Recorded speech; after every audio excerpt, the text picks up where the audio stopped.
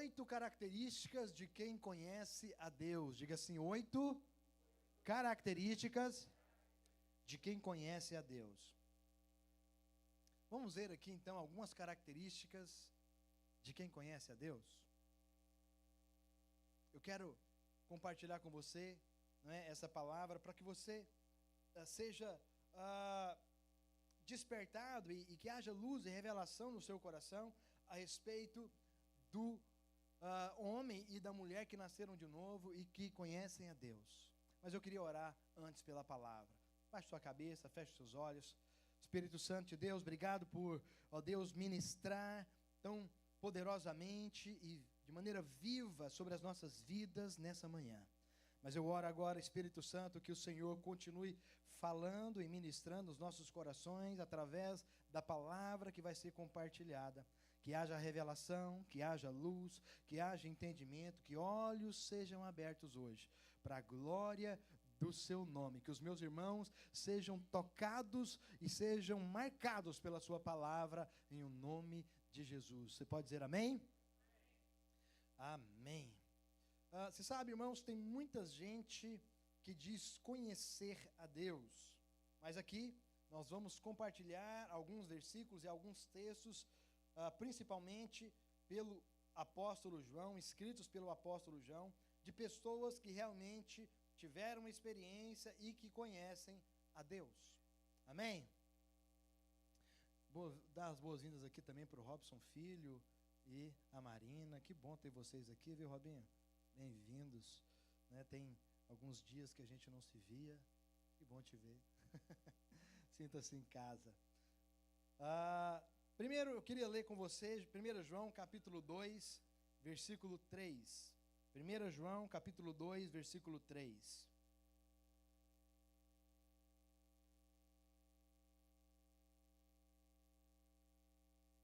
Nós vamos ler muitos textos da Bíblia, tá bom, irmãos?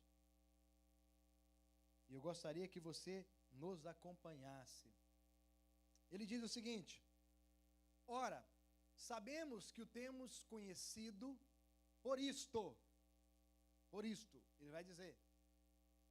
Ele está falando de Jesus, ele está falando de Cristo, e João está falando, nós sabemos que o temos conhecido, que o conhecemos, por isto, aí ele diz, se guardamos os seus mandamentos. Diga assim, se guardamos os seus mandamentos.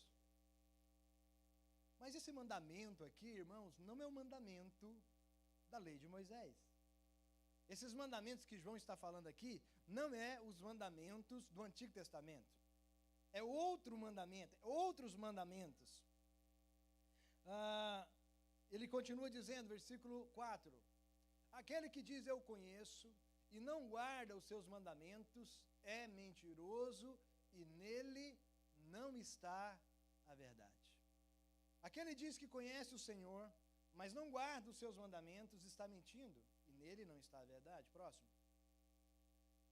Aquele, entretanto, que guarda a sua palavra, nele verdadeiramente tem sido aperfeiçoado o amor de Deus. Nisto sabemos que nós estamos nele. Próximo. Aquele que diz que permanece nele, esse também deve andar assim como ele andou. Primeira característica de quem conhece a Deus, ou de quem teve uma experiência com o Senhor, é que ele guarda os seus mandamentos. Agora, que mandamentos são esses? Se não é os de Moisés, porque aqui não fala que não é os de Moisés, não está explícito que é o de Moisés. Por que eu estou falando isso para você? Por que eu estou dizendo que não são os mandamentos de Moisés? Porque a Bíblia fala que o Senhor fez uma nova aliança.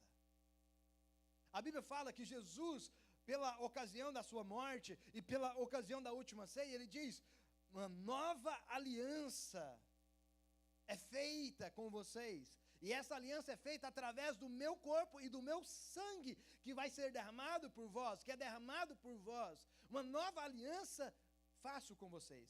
E toda a aliança, para que ela, eu já disse para vocês no último culto, para que eu faça uma nova aliança, a primeira tem que morrer, mas a aliança não morre. A aliança de Deus é eterna do Antigo Testamento. Quem morre? O homem morre. Uma das partes tem que morrer. O homem morre. Nós morremos e fomos sepultados com Cristo. O velho homem morreu e ele nos deu uma nova vida, uma nova natureza, uma nova identidade. Você não ganhou só, irmãos, uma vida ajustada. Não, ele te deu uma nova vida. Você não ganhou só uma vida, sabe, que foi aperfeiçoada. Não, você ganhou uma nova vida. Quando você nasceu de novo, a Bíblia diz que você agora nasceu da água e do Espírito. Algo nasceu dentro de você, você não viu, porque você não consegue ver com os olhos naturais, mas é espiritual, você nasceu do Espírito e você ganhou uma nova vida, uma nova natureza. Quando você nasce de novo, você ganha uma nova natureza.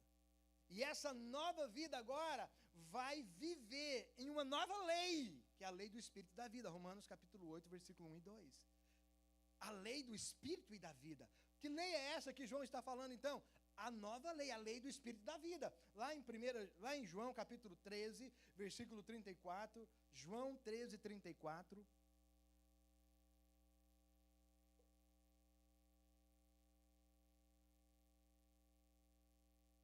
Novo mandamento vos dou, Jesus está dizendo. Novo mandamento vos dou, que vos ameis uns aos outros, assim como eu vos amei. Que mandamento é esse que João está falando lá em 1 João? Esse mandamento, novo mandamento vos dou, que vos ameis uns aos outros, assim como eu vos amei, e que vos ameis também uns aos outros. Então, eu preciso de seguir e obedecer os mandamentos de Cristo para mim. Quais são os mandamentos do Senhor para mim? Que eu devo amar os meus irmãos. Eu devo amar uns aos outros. Porque se eu disser que eu amo a Deus que eu não vejo, mas não amo as pessoas ou os meus irmãos que eu vejo, eu estou mentindo, a Bíblia fala.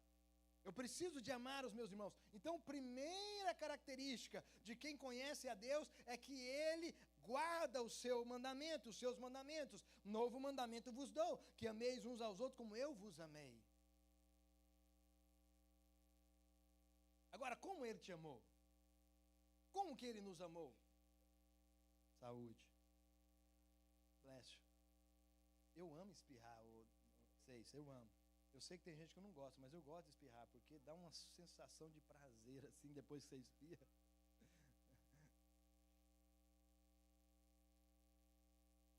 Ele diz, como que ele nos amou? Ele te amou ao ponto de sacrificar por você. O sacrifício dele não era por obrigação, era por amor. O sacrifício dele não era porque ele precisava, ele era obrigado. Não, ele não era obrigado. Ele foi por amor. Ele veio por amor. Ele se entregou porque ele amou. Então, amar uns aos outros é uma característica de quem conhece a Deus. Ele ama as pessoas, ele ama os seus irmãos, ele ama aqueles que estão perto de você. E ele se esforça para poder fazer da vida do irmão uma vida mais confortável. Você sabe, é pensar no outro, além de si mesmo. É se relacionar, é você ir trabalhar. Eu vou falar aqui na nossa vida rotineira, cotidiana. É ir trabalhar e falar, como eu posso abençoar esse irmão hoje? Como eu posso fazer a vida desse irmão um pouco mais agradável? Porque eu amo. Como eu posso servir esse irmão? Como eu posso servir essa irmã? Amar uns aos outros. Quem conhece a Deus tem que viver uma vida que ama uns aos outros. Ele diz, novo mandamento vos dou, que vos ameis uns aos outros, assim como eu vos amei. Que vós ameis também uns aos outros. Uns aos outros. Agora, você só consegue amar uns aos outros, irmão, se você permanece nele. Volta lá em 1 João, capítulo 2, versículo 6. Você só consegue amar se você permanece nele. Quando você sai dele, você deixa de amar as pessoas. Por quê? Porque nós, em nós mesmos, na nossa carne, nós não temos esse amor incondicional. O amor incondicional está nele. E quando eu estou nele, eu amo incondicionalmente. Versículo 6. Aquele que diz que permanece nele, esse deve também andar assim como ele andou. como eu vou conseguir amar os irmãos? Permanecendo nele. Como eu vou conseguir amar os meus irmãos como ele me amou? Permanecendo nele. Quando eu permaneço nele, quando eu ando com ele, quando eu vivo com ele, quando eu me relaciono com ele, então eu consigo amar as pessoas mais difíceis. No meu ponto de vista, porque às vezes o difícil sou eu. Entendeu? No meu ponto de vista. Eu consigo amar as pessoas mais difíceis.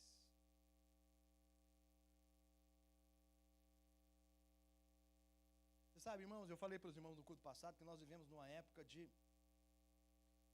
que o mundo jaz do maligno, né? O mundo jaz do maligno. E o maligno tem plantado uma visão ideológica muito maligna nesses últimos tempos. E tem muita gente, irmãos, por exemplo, que defende coisas absurdas e quer fazer disso lei, não é? Antigamente, eu não quero aqui, né, ofender ninguém, se você por acaso já teve problema com isso, mas há 20 anos atrás, se a gente ouvisse algo do tipo, dois homens estão querendo se casar, ou duas mulheres estão querendo se casar, há 20, 25 anos atrás, você achava isso um absurdo. Fala, como isso pode? Como? Era absurdo, não é mais. Hoje é normal. Por quê?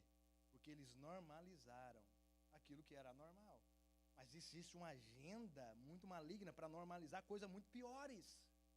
Piores. E aí você fala, como eu posso amar alguém que quer normalizar, por exemplo, pedofilia? Porque vai chegar essa hora. Se eles estão querendo matar bebê de 7 meses na barriga, acredite. Se eles estão aceitando casamento com cachorro, com gato, com árvore, se eles estão aceitando casamento com 3 pessoas, vai chegar a hora que eles vão querer legalizar pedofilia, vai achar normal. Já chegou, alguém falou aqui, né, um momento. Já está acontecendo. O mundo jaz do maligno. Como eu vou amar alguém que quer legalizar pedofilia? Como você ama alguém assim? É impossível. Você só consegue se você estiver nele, porque ele ama essas pessoas também. Você acha que Deus odeia essas pessoas, né? Não, Deus morreu por elas. Jesus morreu por elas. Ele veio para salvar elas. E elas só serão salvas se Cristo chegar até elas. Mas Cristo está à destra do Pai. Como Ele vai se manifestar na terra hoje? Através do seu corpo, da igreja. Nós precisamos chegar até essas pessoas com a palavra do reino, com a palavra do céu, com a mensagem do céu. E a palavra do céu e a mensagem do céu, às vezes, a gente acha que é condenação. Não é. Porque Jesus, ele não veio para condenar. Lá em João 3,16 diz: Deus amou muito de tal maneira que deu o seu Filho unigênito para que todo aquele que não pereça, mas tenha vida eterna. Mas no versículo 17, ele diz: ele não veio julgar o mundo, mas ele veio para que o mundo fosse salvo por intermédio dele. Um dia ele vai vir julgar, mas até esse dia ele quer salvar. Um dia ele vai voltar para julgar todo mundo, mas até esse momento chegar, ele quer salvar aqueles que estão perdidos. Nós estamos aqui e a gente fala, poxa, como alguém pode acreditar numa coisa dessa? Ele está perdido, ele precisa de ser salvo.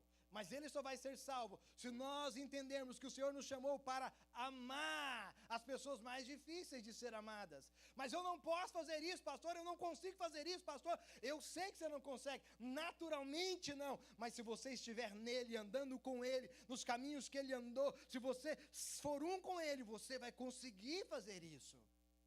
Porque já não depende de você, não tem a ver com você, tem a ver com a vida que flui, com a fonte que flui, com o amor incondicional que flui através de você para essas pessoas.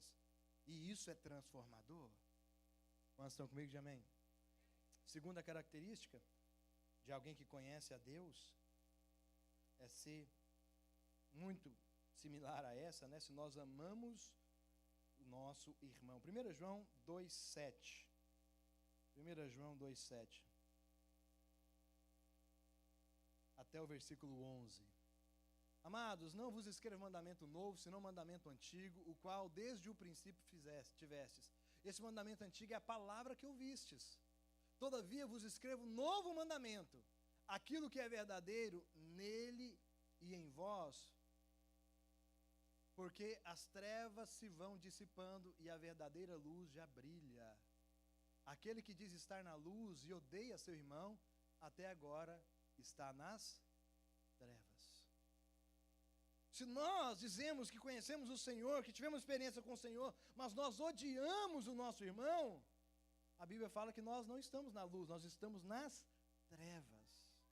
Tem muitas pessoas, irmãos, que ela é cristã, mas ela não ama o seu irmão de verdade, ela não ama o seu irmão para valer. O Senhor nos chamou para amar os nossos irmãos, porque se nós amamos o nosso irmão, nós estamos na luz. Se nós não amamos nossos irmãos, nós estamos nas trevas. Irmão, temos que amar os nossos irmãos. No verso 10 e 11, aquele que ama seu irmão permanece na luz, e nele não há nenhum tropeço. Aquele, porém, que odeia seu irmão está nas trevas, e anda nas trevas, e não sabe para onde vai, porque as trevas lhe cegaram os olhos. Quando nós odiamos o nosso irmão, nós não sabemos para onde vão. Mas lá em João, ainda, 3,14, versículo 3, capítulo 3, versículo 14.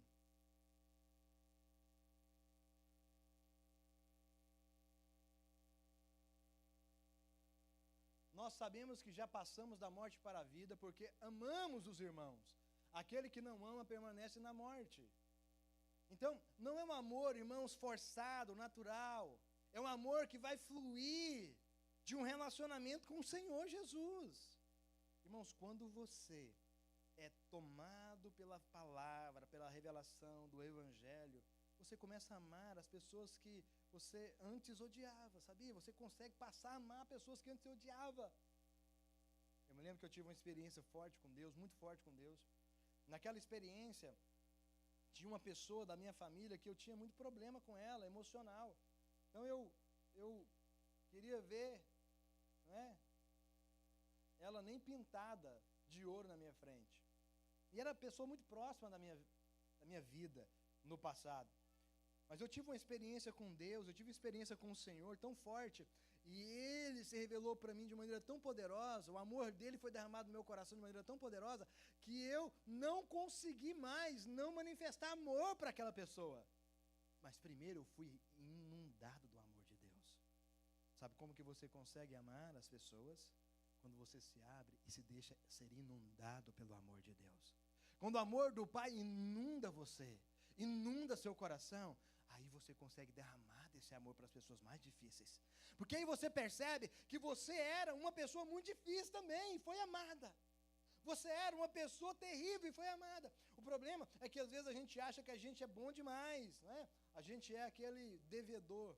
A Bíblia diz lá em Mateus a parábola de 2 devedores, um que devia 50 ciclos e outro que devia, acho que 10.000 ciclos. E o que devia 50 ciclos, o rei perdoou.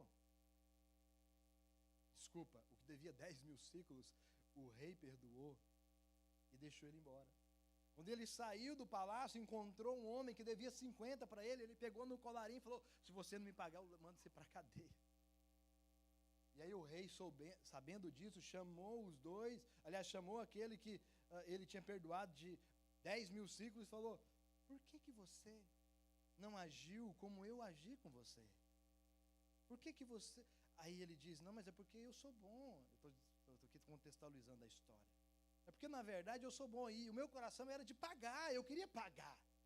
Ele é ruim, ele não ia me pagar.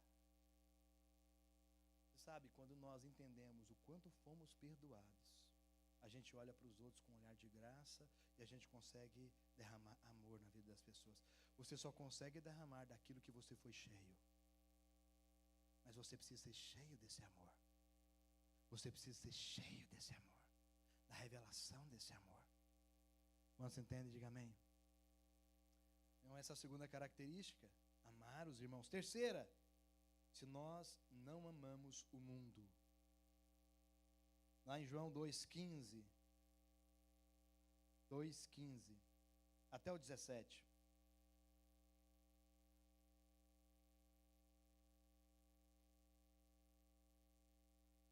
João, desculpa, eu falei João, é 1 João 2,15. 1 João 2,15 até o 17. Sabemos que nós conhecemos a Deus também se nós não amamos o mundo. João diz: não ameis o mundo, nem as coisas que há no mundo. Se alguém amar o mundo, o amor do Pai não está nele. Porque tudo que há no mundo, a concupiscência da carne, a concupiscência dos olhos e a soberba da vida, não procedem do Pai, mas procede do mundo. Ora, o mundo passa, bem como as suas concupiscências. Aquele, porém, que faz a vontade de Deus, permanece para sempre.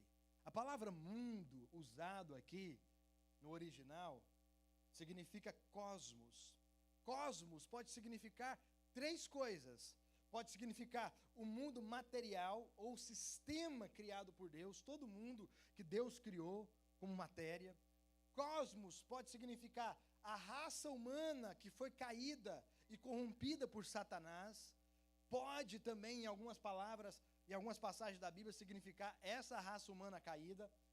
Mas também significa um sistema de valores, uma forma estabelecida por Satanás, valores estabelecidos por Satanás. E essa é a maneira e é a forma que João está usando aqui no texto. Quando ele fala, não ameis o mundo, é o sistema mundano que o diabo conseguiu construir, um sistema diabólico que é para cegar as pessoas, sabe, enganar as pessoas. Esse sistema pode usar a cultura como tem usado, pode usar a educação como tem usado, pode usar os meios, não é, até mesmo de trabalho, indústria, comércio, entretenimento, religião. Tudo isso pode ser instrumento usado por Satanás para criar e estabelecer uma ideologia, uma visão maligna.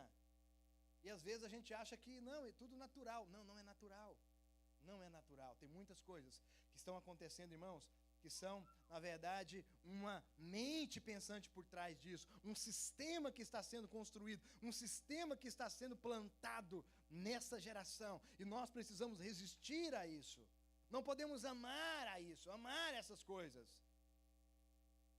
Irmãos, nós não podemos nos conformar com este mundo. O que é conformar com este mundo, irmãos? Não é ser, irmãos, um religioso fariseu, mas também não é ser um mundano.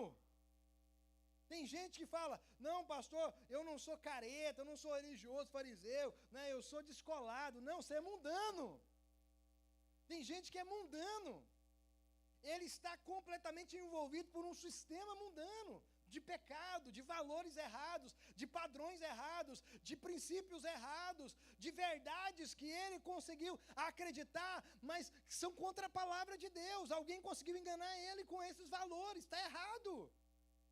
Então, a terceira característica de quem conhece o Senhor é que ele não ama o mundo. Lá em 1 João 5,19,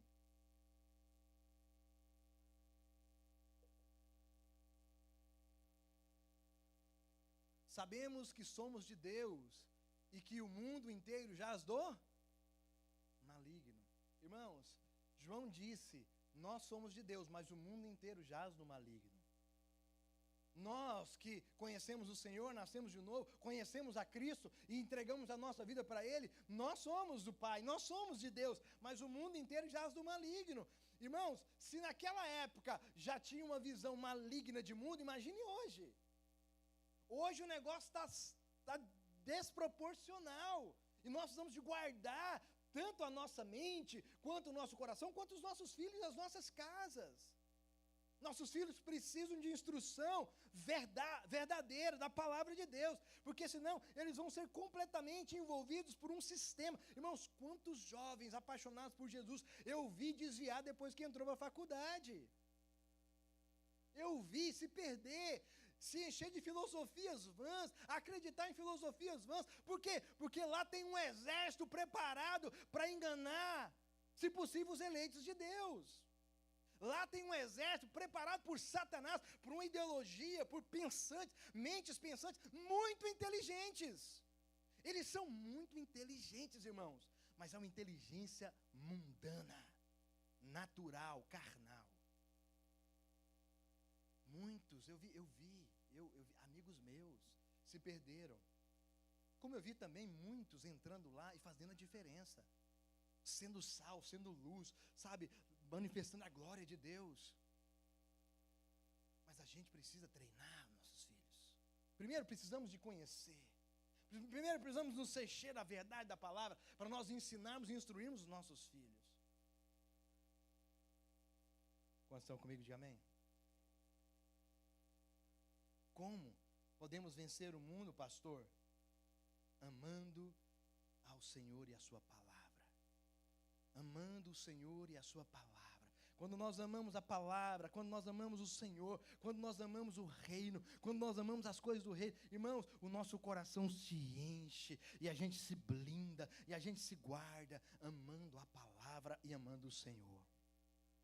Agora, nós temos que entender que, se o mundo jaz do maligno, nós temos que combater essa guerra. Existe uma guerra velada, lá em Gálatas 5,17.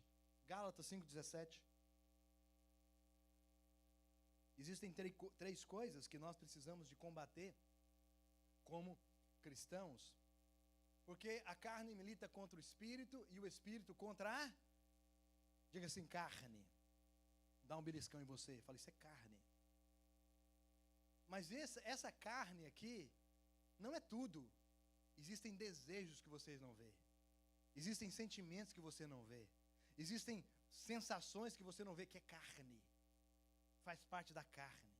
E Paulo diz, porque a carne milita contra o espírito contra a carne, porque são opostos entre si, para que não façais o que porventura seja o vosso querer. Existe uma guerra entre a carne e o espírito, existe uma guerra entre a vontade de Deus e a sua vontade natural, existe uma guerra entre aquilo que Deus quer para você e aquilo que a sua carne deseja, existe uma batalha entre aquilo que é propósito de Deus para você e entre aquilo que é só um desejo natural seu. Existe uma guerra. Nós chamamos isso de batalha da carne contra o espírito. Paulo fala isso, que é uma batalha entre a carne e o espírito. O espírito, ele está pronto. O espírito, ele quer a vontade do Pai. O espírito quer, sabe, o reino. Mas a carne quer as coisas desse mundo. A carne é seduzida por esse mundo. Mas existe também. E como que a carne se manifesta? Através de concupiscências. A Bíblia fala que através da concupiscência da carne, a concupiscência dos olhos e da soberba da vida, a carne se manifesta. O que é concupiscência? É um desejo ardente do seu corpo. Deus criou o corpo, irmãos, de maneira perfeita. Deus criou o corpo para se alimentar. Deus criou o corpo para, sabe, ter até prazer.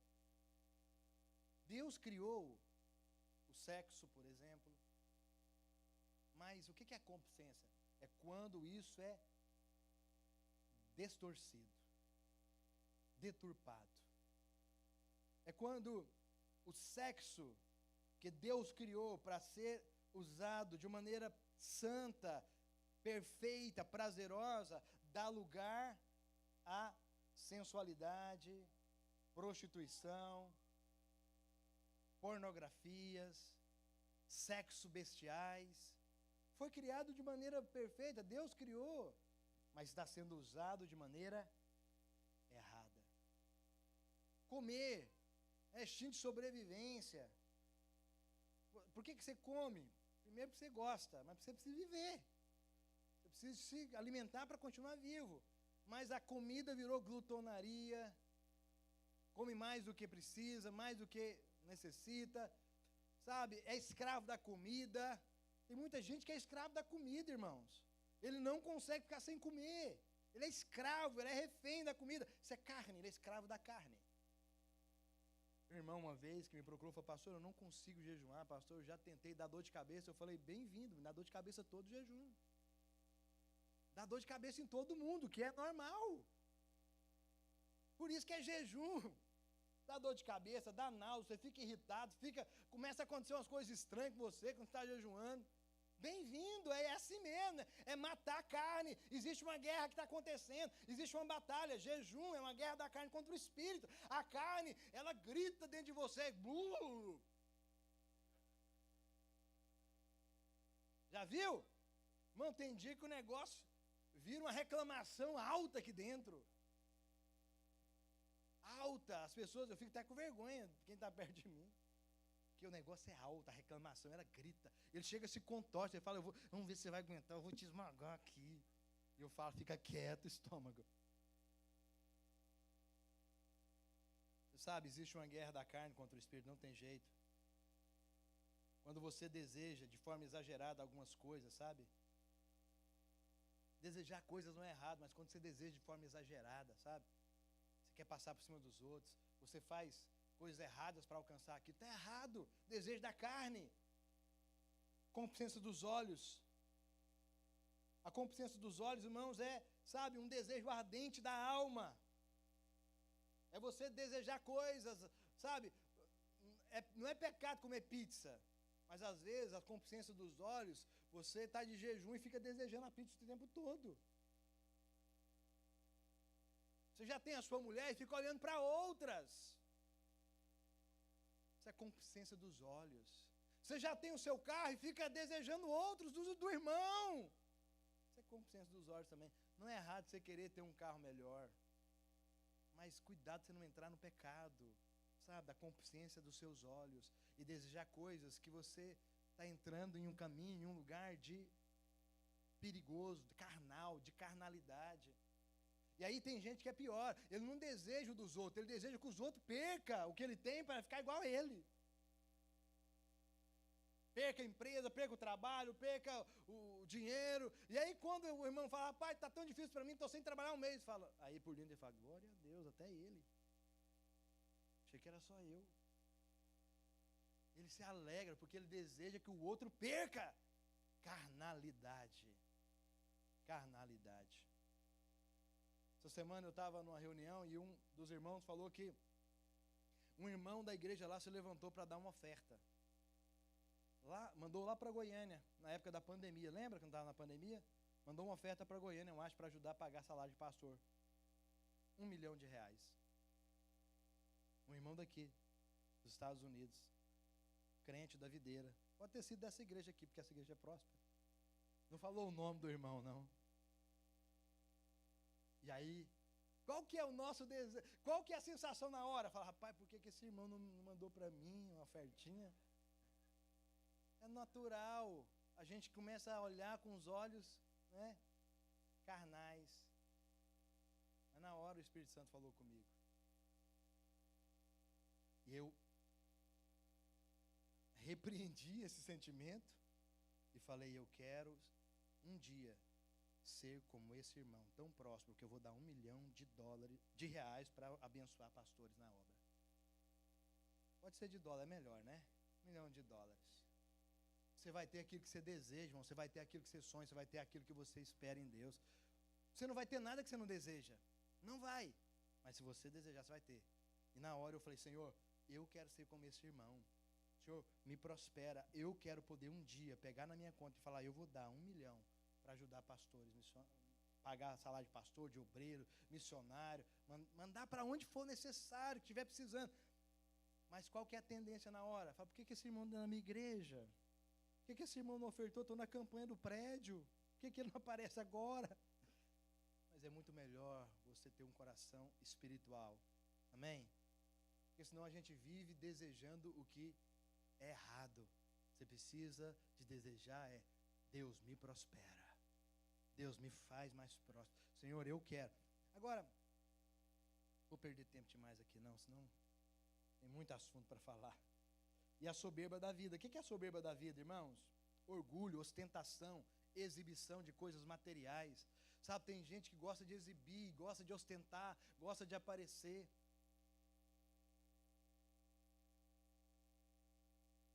As pessoas mais prósperas, irmãos, são aquelas que aprenderam a viver com pouco, e o mais que ele ganha, ele consegue reinvestir, ele não fica ostentando. Agora, a maioria de nós brasileiros é diferente, irmão. A gente ganha 2 salários e vive com 5. Brasileiro é assim, principalmente lá no Brasil. Você vê ele entrando no shopping, você fala, esse cara é milionário. Fala, não tem uma bicicleta para andar, chegou de ônibus. Porque ele ostenta. Ele entra com a calça de R$500, uma jaqueta de 2.000. E aí vem um cara de chinelinha, de bermuda lá, camiseta cavada, você fala, esse cara é pobre. Não, é esse que tem dinheiro, porque ele não ostenta. Brasileiro, irmãos, a maioria de nós tem a tendência de ostentar, querer ostentar. Não é? Para que existe esse Instagram, irmãos? 99% para ostentar. Por que as pessoas ficam lá o tempo todo ostentando? O tempo todo mostrando só ostentação, sim ou não? Aí você vai ver na realidade da vida dele, coitado. Estou falando isso por quê? Porque isso é carne. Você não tem que ficar mostrando para ninguém. Você não tem que ficar aparecendo para ninguém. Sabe? A soberba da vida envolve uma ostentação, uma exibição de coisas. A soberba da vida envolve uma segurança em coisas, uma segurança em lugares errados, segurança em dinheiro, segurança em pessoas. Pessoa que se gaba o tempo todo. Se gaba o tempo todo de si. Quarto, pessoas que conhecem a Deus permanecem no Evangelho. Versículo 18 a 23. 1 João, capítulo 2, versículo 18 a 23. Aqueles que são de Deus permanecem no Evangelho. Mas se sois guiados, filhinhos, já é a última hora, e como ouvistes que vem o anticristo, também agora muitos anticristos têm surgido pelo que conhecemos que é a última hora. Próximo. Eles saíram do nosso meio, entretanto não eram dos nossos. Porque se tivessem sido dos nossos, teriam permanecido conosco. Todavia, eles se foram para que ficasse manifesto que nenhum deles era dos nossos. E vós possuís unção que vem do Santo, e todos têm de conhecimento. Não vos escrevi porque não saibais a verdade, antes porque a sabeis, e porque mentira alguma jamais procede da verdade. Quem é o mentiroso, senão aquele que nega que Jesus é o Cristo? Este é o anticristo, o que nega o Pai e o Filho. Todo aquele que nega o Filho, esse não tem o Pai, e aquele que confessa o Filho tem igualmente o Pai. João está falando, olha, muitos saíram do nosso meio. Eles não eram dos nossos, por isso eles foram, por isso eles saíram. Eu não estou falando de crente que sai da igreja, amém, irmãos? Tem muito crente que sai do nosso meio, que é crente, que vai para outra igreja, porque ele não se adaptou, porque ele acha que é melhor o outro lugar, e ele é crente. Aqui João está falando de gente que estava no meio dos cristãos e que saíram para ensinar um outro evangelho, anticristo.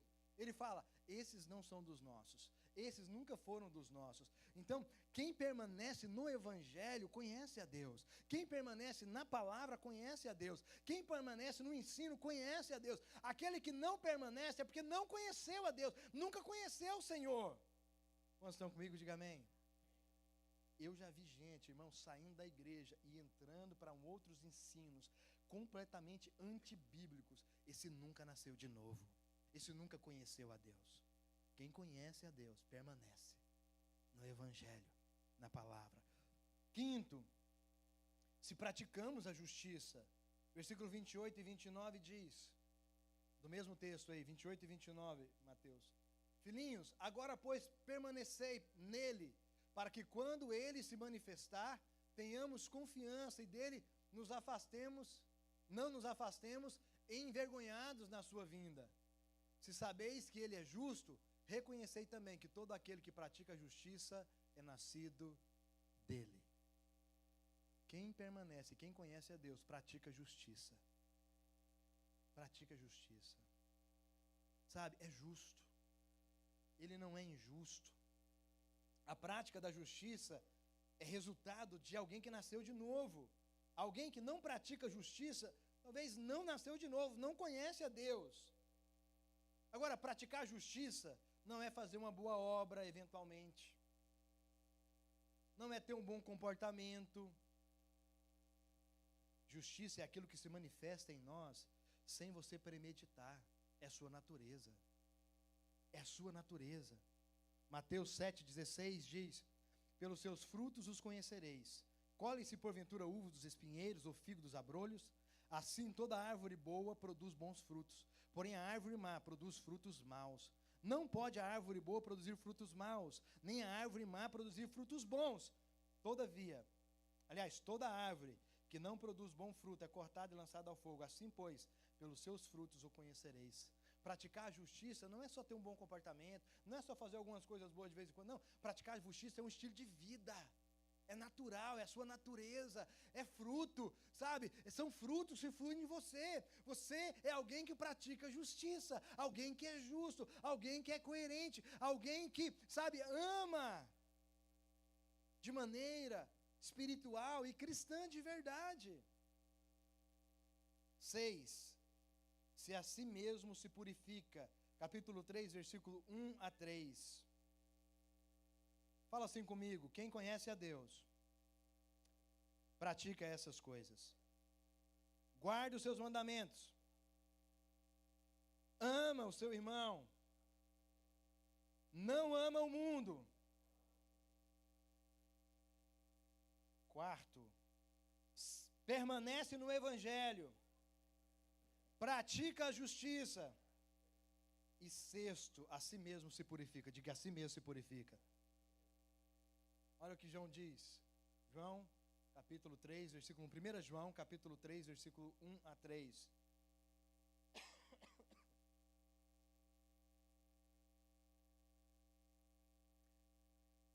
1 João, capítulo 3, versículo 1 a 3. Vede que grande amor nos tem concedido o Pai, a ponto de sermos chamados filhos de Deus. E de fato somos filhos de Deus. Por essa razão, o mundo não nos conhece, porquanto não o conheceu a Ele mesmo. Versículo 2. Amados, agora somos filhos de Deus e ainda não se manifestou o que haveremos de ser. Sabemos que quando Ele se manifestar, seremos semelhantes a Ele, porque haveremos de vê-lo como Ele é. Próximo. E assim mesmo se purifica todo o que nele tem esta esperança, assim como Ele é puro. Diga assim, vamos ler juntos, 1, 2, 3, e assim mesmo se purifica todo o que nele tem esta esperança, assim como Ele é puro. Quem conhece a Deus se purifica, sabe? Purifica a si mesmo. Ele não tem prazer, sabe, em viver em lugares, sabe, envolvimento de pecado, mundanismo, coisas que sujam e que mancham, sabe, a sua comunhão com o Pai. Ele se purifica, ele se guarda. O que é purificar, irmãos? É se limpar, se guardar, se lavar. É você não se envolver com sujeiras. Ou, se você se envolver com a sujeira, logo você se lava, logo você se limpa. Você não fica lá na sujeira. Porco gosta de lama, sim ou não? Mas ovelha não gosta de lama. Ovelha pode até se sujar, mas ela não rola na lama que nem o porco. Ovelha, ela se suja e ela não fica naquele lugar. Se purificar, fala de você, sabe, ainda que você se sujou, porque todos nós estamos suscetíveis nesse mundo a nos sujar. Em algum momento, seja por uma palavra que ouviu, seja por algo que viu na televisão, seja por uma reação que teve, seja pela carne que foi muito forte, e você cedeu à tentação da carne, e você, sabe, se contaminou ali com algum tipo de sujeira, você, sabe, não aceita isso, você não vive nesse lugar, você não é desse lugar, você tem uma natureza que não, sabe, tem prazer nesse lugar, então você sai desse lugar e você vem para um lugar de limpeza. Quantos estão comigo? Diga amém. Quem conhece a Deus, a si mesmo se purifica. Se purificar do pecado significa que você, sabe, ama o Senhor. Você quer ser aperfeiçoado no Senhor. Quando você vem para Deus, irmãos, você pode estar cheio de coisa errada, mas você fala, Senhor, essa não é a minha vida, eu não nasci para, sabe, eu tenho uma nova vida, essa não faz parte mais da minha identidade. Senhor, eu quero ser completamente lavado, purificado dessas coisas. E você pode entrar diante do Senhor, porque o sangue dele te purifica de todo o pecado. Amém? Mas você chega com esse coração. Você não chega aqui dizendo, não, está tudo certo, eu estou na lama, mas está tudo certo, eu estou na lama, mas está tudo legal. Não, irmão, você pode ser até filho, e pode até estar na lama, mas um filho que ama o pai, que tem comunhão com o pai, ele não consegue permanecer na lama. Ele se purifica. Sim ou não?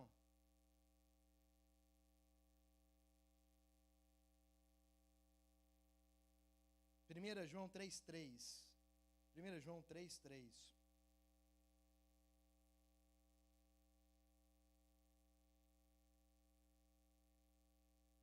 É esse capítulo aí, só versículo 3. 1 João 3:3. 1 João 3:3. 3:3. Beleza. E assim mesmo se purifica de todo o que nele tem essa esperança, assim como ele é puro. 2 Coríntios 7:1. 2 Coríntios 7:1.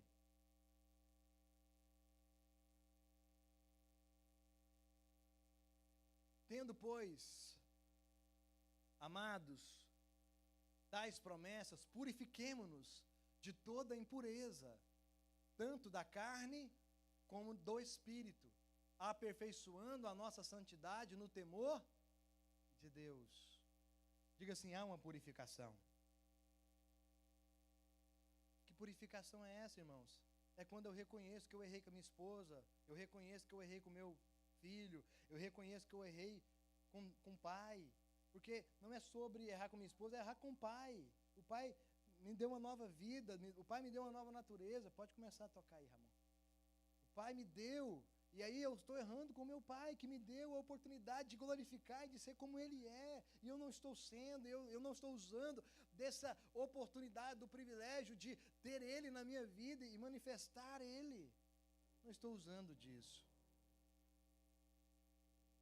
E eu preciso me purificar. A purificação vem com arrependimento? Não há purificação sem arrependimento. Arrependimento é você reconhecer. Reconhecer, Senhor, eu estou fazendo, ou estou agindo de uma maneira, ou estou pensando de uma maneira que não é coerente com a minha nova vida, a minha nova natureza. Senhor, eu me arrependo desses pensamentos. Senhor, eu me arrependo desse sentimento. Senhor, eu me arrependo dessa atitude. Quando você vai para Deus, Ele te lava. Ele te purifica, o sangue de Jesus te purifica. Amém? 7. Quem conhece a Deus não vive na prática do pecado.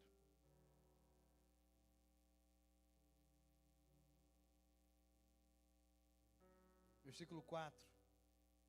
Desse mesmo texto aí, Mateus.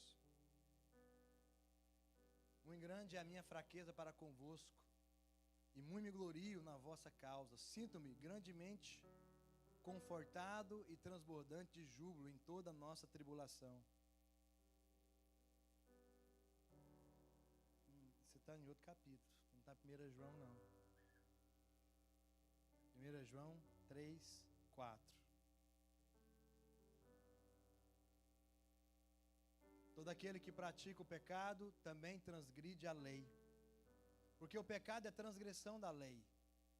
Sabeis também que ele se manifestou para tirar os pecados, e nele não existe pecado. Todo aquele que permanece nele não vive pecando. Diga assim, quem permanece nele não vive pecando. Podemos pecar como acidente? Podemos, mas não vive na prática do pecado. Todo aquele que vive pecando não o viu, nem o conheceu. Filhinhos, não vos deixeis enganar por ninguém. Aquele que pratica a justiça é justo, assim como ele é justo. Aquele que pratica o pecado procede do diabo, porque o diabo vive pecando desde o princípio. Para isso se manifestou o Filho de Deus, para destruir as obras do diabo. Todo aquele que nascido de Deus não vive na prática do pecado, pois o que permanece nele é a divina semente. Ora, esse não pode viver pecando, porque é nascido de Deus. Nisto são manifestos os filhos de Deus e os filhos do diabo. Todo aquele que não pratica justiça não procede de Deus, nem aquele que não ama o seu irmão. A sétima característica é que quem conhece a Deus não vive na prática do pecado. Quem conhece a Deus não vive pecando. Muitos de nós, às vezes, né, perguntamos, e eu já me perguntaram algumas vezes isso: pastor, se alguém nasceu de novo e depois foi viver uma vida de pecado, a Bíblia fala que possivelmente não nasceu de novo, porque quem nasceu de novo não consegue viver na prática do pecado. Possivelmente não nasceu de novo, porque quem nasceu de novo, ele tem uma natureza nova, que não consegue viver na lama. Eu já falei para os irmãos, eu com 18 anos tentei desviar, 19, tentei desviar, eu já era crente, tentei desviar. Comecei a fazer umas coisas terríveis, ir para boate.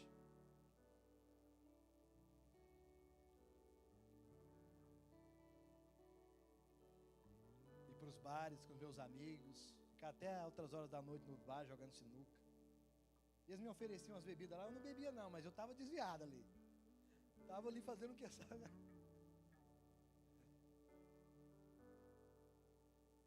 Fiquei alguns meses tentando, forçando uma estada no mundo, gostar daquelas coisas, fazer aquelas coisas. E aí você sabe, né, na boate tem várias coisas que acontecem dentro de uma boate. Tem bebida, tem paqueras. Eu estava ali tentando ser mundano, mas todas as vezes que eu saía daqueles lugares, eu sabia que ali não era o meu lugar mais. E aí eu fui embora, pedi baixa. Nessa época eu estava trabalhando em Brasília, eu era fuzileiro naval, concursado, pedi baixa. Falei, eu não quero mais, não, minha vida não é essa, minha vida é outra, eu tenho uma nova natureza. E eu fui embora para Goiânia, irmãos. Só fui embora, porque eu sabia que eu precisava de voltar para o meu lugar, para a minha igreja, para a minha casa. E o máximo que eu fiz, como desviado, irmãos, foi ir para a boate. Terrível, né? Fica de pé onde você está.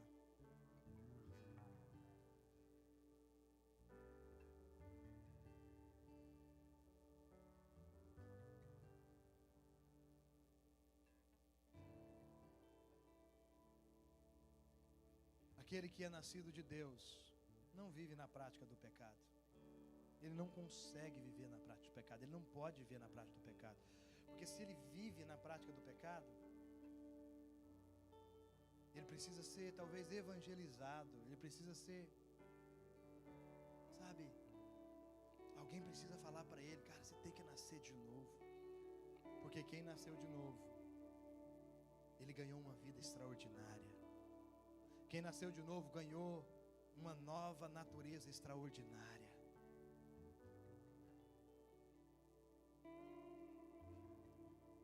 Tem muitos que ficam lá lutando contra a sua natureza. Sabia disso?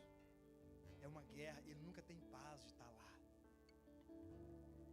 Tem colegas meus que saíram da igreja e foram para o homossexualismo. Colegas meus muito próximos. Mas eu sei que eles vivem sem paz, porque eles estão contra a natureza deles ali. E eu estou falando de coisas espirituais. Ele não tem paz, mas ele se entregou às concupiscências da carne. Ele se entregou às concupiscências, aos prazeres da carne. A carne dele está ali governando. Mas eu sei que ele não tem paz. E ele só vai ter paz quando ele abandonar a prática do pecado e voltar a viver a sua nova natureza. Amém?